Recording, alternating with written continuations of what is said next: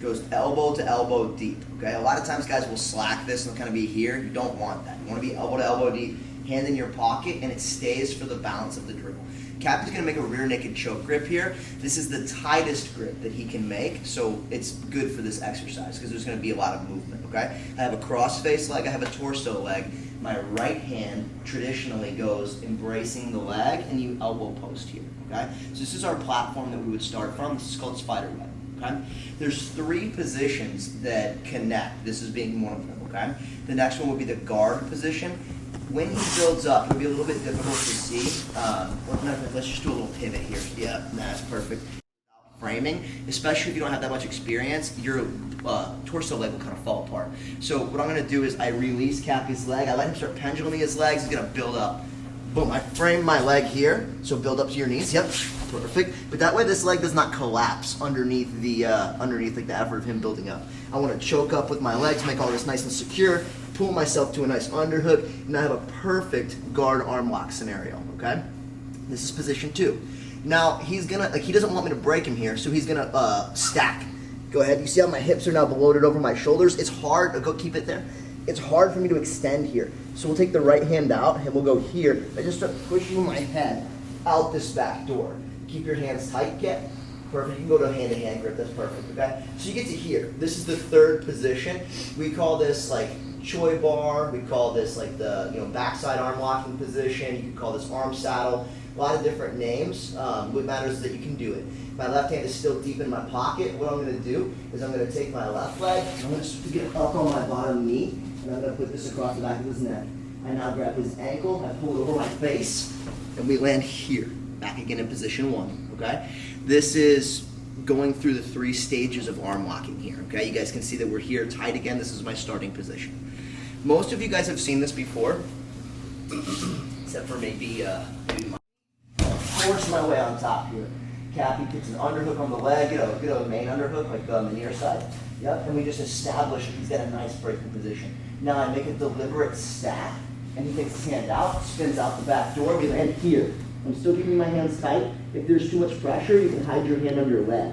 Now it comes up on his left knee, or it comes up on his, that'd be his left knee, shin across the back of my neck, and now he throws himself at the mat. We land here. I reconnect my hands, he steps over with the cross-face leg, and we've completed 1 repetition of the exercise, okay? If you guys are good at this already, when you're done, Cappy here in this front headlock scenario, I have a palm down grip with my right hand, palm up with my left, and we're just meeting him in a Schultz grip. Here, that's generally how we control front headlock before we decide what we want to do, okay?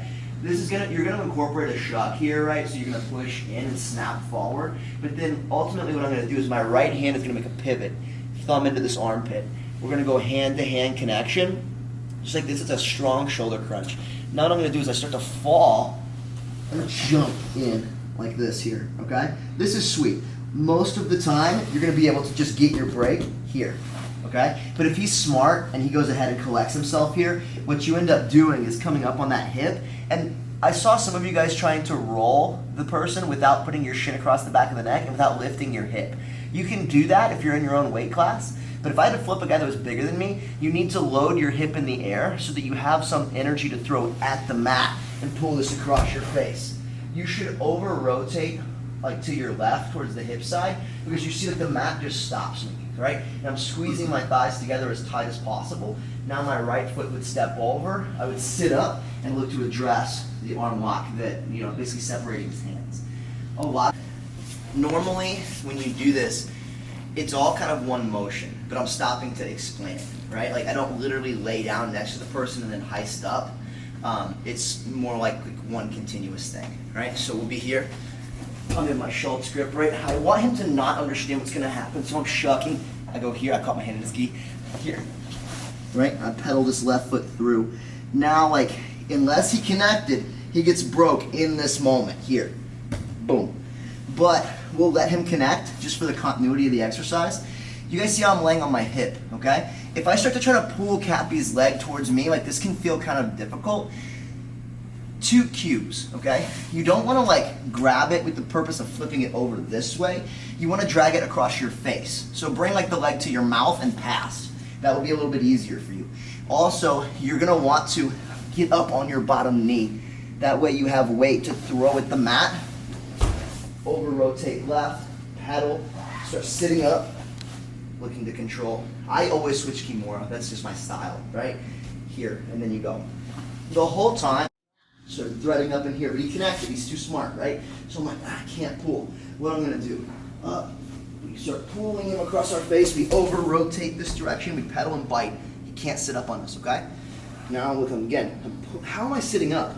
I'm sitting up based on this, right? Like, I'm not sitting up under my own ab power. It's more like he's like, you see what I'm saying? There's just a tension line there, right? So now look, we swap out, we get Kimura. Move the hands to the other side of your knee, right? It's very subtle. And then we're pulling this elbow past our body so we can sit up and get close, okay? Now you have to take your top leg off and you do it a specific way. Some guys are trying to do this, where the knee goes out and the foot goes in, and you get up, don't do that. Do this instead, okay? You're taking it, like almost like a hurdle stretch type thing. Now, how do I sit up? I don't have really any power. You throw your hand, put weight in your hand, see that carries you, okay? I can't like actually sit up, especially not with this knee being kind of hurt the way it is, but if I throw my hand, it can carry me. Now your knee, right, my bottom knee, pushes his head in deeper, and that lets my left leg penetrate a little bit more. We roll, I trap my triangle, and then now I get this beautiful shoulder lock here, okay? Because his elbow got trapped in my pocket, so I have a shoulder lock here, bang. That's gotta be my favorite attack, right? So I go here, here, here, right? Now it's so easy for us to get up. Once I get to this position, like he's not going anywhere. I use this moment to like lift the head, and you can use your knee to help facilitate that. You're trying to get deep with this leg as possible. That way when you dive, like there's no way out. Now look, I did my bro grip, I grabbed his hand, I pinned it to my chest, you can hit him here.